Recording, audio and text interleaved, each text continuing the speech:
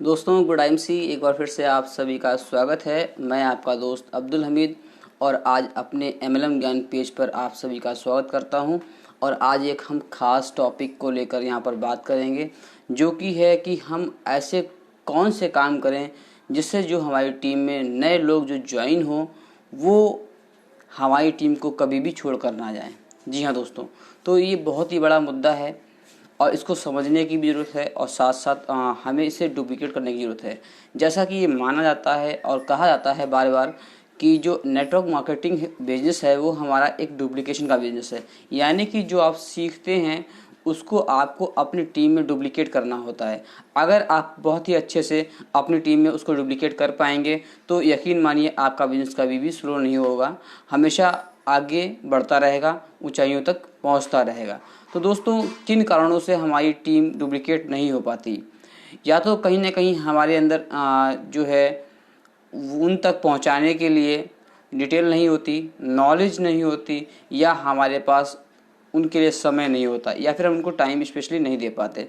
तो दोस्तों, सबसे पहली चीज़ तो आपको ये समझना होगा कि आपको टीम पर काम करने से पहले, जी हाँ दोस्तों, आपको टीम पर काम करने से पहले खुद पर काम करना है, खुद को सीखना है।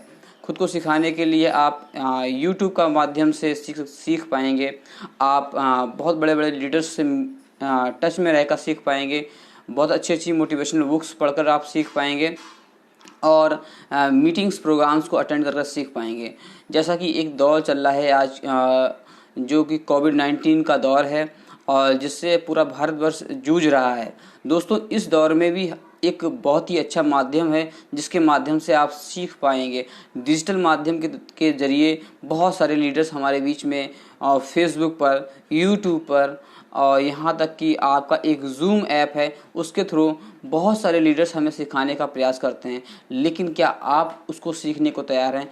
अगर आप उसको सीखने को तैयार हैं तो आप कैसे भी करके उसको ज्वाइन करिए और ज्वाइन करने का आप अपने आप को ट्रेन कीजिए, सीखिए और अपनी टीम को सिखाइए। दोस्तों, सबसे बड़ा माध्यम यही है कि आप जितना सीखेंगे उतना अपनी टीम को सिखाएंगे और उतना ही बेहतर आपकी टीम ग्रोथ करेगी और ऑटोमेटिक आपका बिजनेस भी ग्रोथ करेगा। तो दोस्तों, चलिए आज के चलते हैं आज के टॉपिक पर, जो कि हमारा टॉपिक है कि हम ऐसे कौन से काम करें कि अगर हमने नई ज्वाइनिंग की है तो वो एसोसिएट हमारी टीम को कभी भी छोड़कर ना जाएं। दोस्तों, जैसा कि आप सभी जानते हैं कि हमारी जो इंडस्ट्री है, हर एक इंडस्ट्री में जितनी भी कंपनियां हैं उन सभी कंपनियों का एक अपना स्पेसिफिक बिजनेस प्लान होता है। जी हाँ दोस्तों, बिजनेस प्लान होता है। लेकिन दोस्तों, एक चीज़ आपको ध्यान देने वाली बात है कि आपको जो बिजनेस प्लान पता होना चाहिए, बिजनेस प्लान को आपके पास नॉलेज होना चाहिए। वो बिजनेस प्लान कंपनी का लेटेस्ट अपडेटेड प्लान होना चाहिए, ना कि आपको जो 2 साल पहले आपने सीखा था, 1.5 साल पहले सीखा था, 3 साल पहले सीखा था, वो वाला प्लान आपको पता है। बहुत अच्छी बात है, मानता हूँ, लेकिन आपको लेटेस्ट उसमें क्या अपडेशन हुई है, क्या बिजनेस प्लान में तब्दीली हुई है, क्या आपके बिजनेस प्लान के अंदर चेंजेस आए हैं, ये सारी चीज़ें आपको ध्यान में रखते हुए आपको अपने प्लान को क्लियर करना होगा और अपनी टीम तक पहुंचाना होगा। तो सबसे पहली जो पॉइंट है हमारी, वो है आपके बिजनेस प्लान को लेकर। दोस्तों, एक बहुत ही बड़ा आर्गूमेंट यहाँ पे आता है, बहुत ही बड़ा पॉइंट है जिसको मैंने नोट किया है आज की इस वीडियो के लिए, कि हम लोग कई बारी लोगों को बिजनेस प्लान दिखाते हैं बिजनेस को ज्वाइन करने से पहले। जी हाँ दोस्तों, ज्वाइन करने से पहले तो हम बिजनेस प्लान कई बार दिखाते हैं, लेकिन जब हम उनको ज्वाइन कर लेते हैं तब दोबारा उनको बिजनेस प्लान नहीं दिखाते हैं। लेकिन सबसे बड़ा पॉइंट यही है कि आपने कितनी भी बार उनको बिजनेस प्लान दिखाया हो, इससे फ़र्क नहीं पड़ता। लेकिन जब वो व्यक्ति, जब वो आपका क्लाइंट, जब वो आपका प्रॉस्पेक्ट आपके बिजनेस को ज्वाइन कर चुका है, तो आपका सबसे पहला, सबसे बड़ा फ़र्ज जो है वो आपका होना चाहिए कि आपको एक बार उसको फिर से वही business plan A to Z आपको फिर से बताना चाहिए। क्योंकि आपकी उस टाइम सिचुएशन कुछ और होती है। जब आप ज्वाइनिंग से पहले बिजनेस प्लान देते हैं तो आप एक अपना प्रयास कर रहे होते हैं, ट्राई कर रहे होते हैं, कोशिश कर रहे होते हैं कि ये हमारे बिजनेस में ज्वाइन हो जाए। उस टाइम आपका कोई ऐसा इंटेंशन नहीं होता है कि वो आपके बिजनेस में है और आप इस तरीके से उसे बताएं जिससे कि आपका बिजनेस ग्रोथ हो पाए। जब वो बंदा ज्वाइन हो जाता है तो आपका माइंड थोड़ा सा चेंज हो चुका होता है। आपको पता होता है कि ये अब हमारी फैमिली है, अब हमारा एसोसिएट है, अब हमारी टीम है। तो आप उसको खुलकर बिजनेस प्लान और अच्छे से एक्सप्लेन करते हैं और उसका भी माइंड चेंज हो चुका होता है, क्योंकि पहले वो आपको सिर्फ सुनने के लिए आया था या सुनने के लिए बैठा था, लेकिन अब उसको पता है कि अब हमने इसको बिजनेस को ज्वाइन कर लिया है और अब इस बिजनेस को हमें करना है। तो वो उस इरादे से, उस इंटेंशन से इस बिजनेस प्लान को सुनता है। तो जब दोनों लोगों की भावनाएं चेंज हो चुकी होती हैं तो उस बिजनेस प्लान का जो एक्सप्लेनेशन होता है वो भी बहुत ज़्यादा चेंज हो चुका होता है और उसका जो इफेक्ट होता है, जो प्रभाव होता है, वो बहुत ज़्यादा उस व्यक्ति के ऊपर या आपके आने वाले फ्यूचर बिजनेस के ऊपर बहुत बड़ा फर्क पड़ता है। तो दोस्तों, सबसे पहला काम आपको करना है कि आपको ज्वाइनिंग के बाद इमीडिएट बिजनेस प्लान फिर से उस एसोसिएट को सिखाना चाहिए, बताना चाहिए A to Z। जी हाँ दोस्तों, दूसरा काम आपको क्या करना चाहिए? दूसरा काम हमें करना चाहिए कि उसको 24 आवर्स में, जब आपने ज्वाइन किया है उस व्यक्ति को 24 आवर्स में आपको एक बार फिर से कोशिश ये करना चाहिए कि उसको अपनी इंडस्ट्री की, जो आपकी कंपनी है, उस कंपनी के टूल्स को मुहैया कराना चाहिए, उसको टूल्स देना चाहिए। अगर हम IMC की बात करें तो IMC में बहुत ही प्यारा सा टूल है, आपने देखा होगा, बिजनेस स्टार्टर गाइड। जी हाँ दोस्तों, आप इस टूल को उस व्यक्ति को सबसे पहले, सबसे ज़रूरी तौर पर देने के लिए कोशिश करें। इसके अलावा आपके पास IMC के प्रोडक्ट कैटलॉग आती है, आपका एक मोटिवेशनल बुक आती है, आपका निर्णय आपका भविष्य, इसके अलावा आपकी एक रोग निदान आती है। लेकिन दोस्तों, आपको बिजनेस स्टार्टर गाइड मस्ट है आपको उसको देना। और सबसे अच्छी बात यह है कि आप उसको उसके अकॉर्डिंग भाषा में दें। उसको अगर इंग्लिश में इजी है तो वो इजी टू कन्वे आप इंग्लिश में वाली बुक दें, अगर हिंदी में उसको समझ में आता है तो उसको हिंदी वाली बुक दें।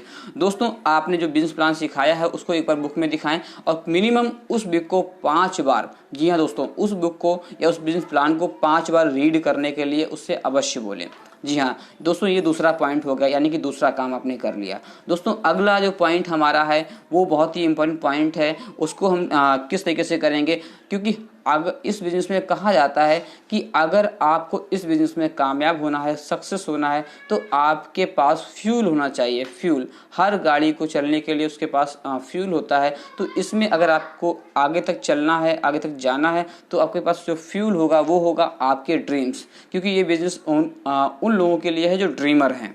जो ड्रीमर नहीं है, जिनका कोई ड्रीम नहीं है, जो कभी भी जैसा भी मिल जाए वैसा खा लेते हैं, जैसा भी ज़िंदगी लाइफ चल रही है वैसा जीना चाहते हैं, उनके लिए ये बिज़नेस नहीं है। दोस्तों, ये बिज़नेस उन लोगों के लिए है जिनके पास ड्रीम है। तो कोशिश आप ये करें कि उसकी एक ड्रीम लिस्ट, सबसे पहला काम, दोनों कामों के बाद में तीसरा काम आपको कराना है, उसकी ड्रीम लिस्ट बनवानी है। जी हाँ दोस्तों, आप उसकी ड्रीम लिस्ट बनवाएं।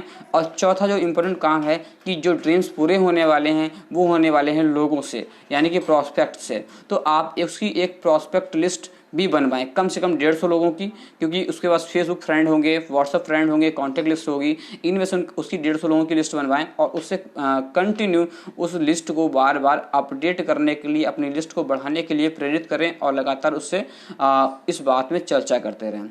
तो ये 4 काम उसके कंप्लीट होने के बाद में उसको एक सबसे अहम काम सिखाएं, इनवाइटिंग का। जी हाँ दोस्तों, इनवाइटिंग का, कि किस तरीके से हम जो आपने लिस्ट बनाई है उनमें से आप लोगों को इनवाइट करोगे। तो वो जैसे जैसे आपकी उन लोगों को प्रॉस्पेक्ट लिस्ट में से निकाल कर इन्वाइट करेगा, तो उस पर अब आपका काम आता है, आपकी जिम्मेदारी आती है कि आप उन इनवाइट किए हुए प्रॉस्पेक्ट्स को प्लान दिखाएंगे, प्लान शो करेंगे। जब प्लान शो करेंगे तो वो व्यक्ति, आपका जो एसोसिएट है ऑलरेडी, वो उसको फिर से सुनेगा कि किस तरीके से आप प्लान शो करते हैं। फिर आपका काम रहेगा कि आपको 24 आवर्स में उस जिसको आपने प्लान शो किया है, इनवाइट किया था जिसने आपके एसोसिएट ने, तो उस व्यक्ति को आप 24 आवर्स में फॉलोअप करेंगे, क्लोजिंग कराएंगे और उसका बिजनेस स्टार्टअप कराएंगे। लेकिन अब आगे का जो प्रोसेस है वो आपको नहीं करना है, आपका जो पहले का एसोसिएट था उसकी जिम्मेदारी होती है। यानी कि 4-5 काम आपने उसको सिखाए थे, अब वो सेम काम वो अपने जो नए ज्वाइन एसोसिएट है उसको सिखाएगा। इसे कहते हैं डुप्लीकेशन। जी हाँ दोस्तों, ये है डुप्लीकेशन।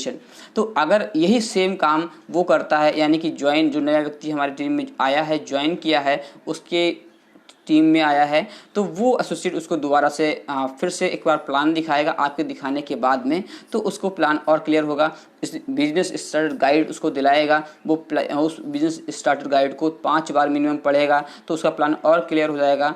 जब उसकी ड्रीम लिस्ट बनवाएगा तो उसको समझ में आएगा कि हमें इस बिज़नेस को क्यों करना है, और जब उसकी प्रॉस्पेक्ट लिस्ट बनवाएगा तो उसको क्लियर हो जाएगा कि हमें इस तरीके से करना है। और जब वो इनवाइट करेगा और जो आपका नया एसोसिएट, जो पहले वाला एसोसिएट है, वो एसोसिएट उनको एसटीपी यानी कि प्लान शो करेगा तो वो आपकी जगह ले चुका होगा, यानी कि आपने कम्प्लीटली तरीके से डुप्लीकेशन कर दिया है। तो दोस्तों यहाँ से आपका बिजनेस ऑटो मोड में, जिसे कहते हैं सेल्फ स्टार्ट, बहुत सारे लोग होते हैं जो हमारे यहाँ हमारी बिजनेस में आ तो जाते हैं लेकिन कभी भी सेल्फ स्टार्ट नहीं हो पाते हैं। लेकिन जो सेल्फ स्टार्ट होते हैं, सेल्फ मोटिवेटेड होते हैं, जो सेल्फ खुद की जिम्मेदारी लेना चाहते हैं, जो फ्रंट पर आकर खेलने के लिए इच्छुक होते हैं व्यक्ति, वही लोग इस बिज़नेस में कामयाब हैं और वही लोग आगे जा सकते हैं। अगर आप हमेशा ये चाहते हैं कि हमारा अपलाइन आके हमारे बिज़नेस को आगे ग्रो करे, हमारा अपलाइन आके हमारे नीचे ज्वाइनिंग डाले, हमारा अपलाइन आके हमारे नीचे परचेजिंग कराए, हमारा अपलाइन आके हमारे नीचे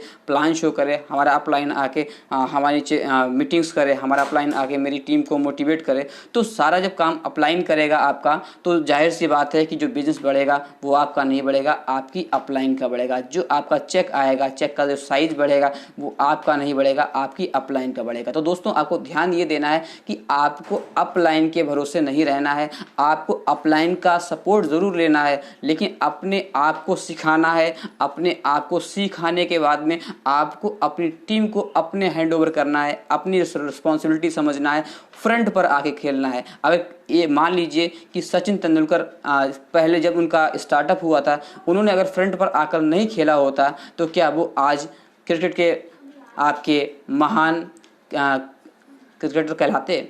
तो दोस्तों इस तरीके से आपको जिम्मेदारी लेनी पड़ेगी। जो लोग जिम्मेदारी लेते हैं वही नाम करते हैं। तो एक बहुत ही